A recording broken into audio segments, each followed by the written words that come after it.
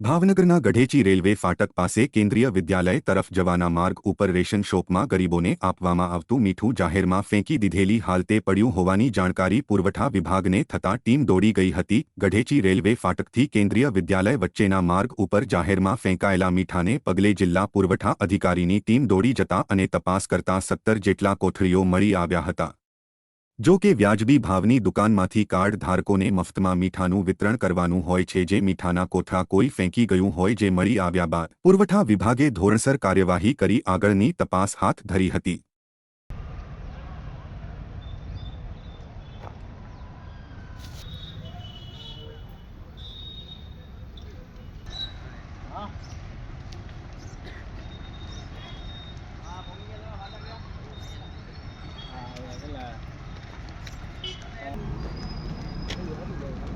mobile number तो लग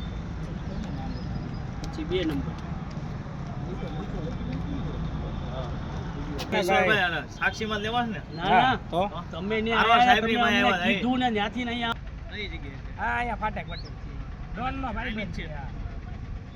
જો ડોન વયો ગયો ને એની આની ડોન ગતિ બંધ થઈ ગઈ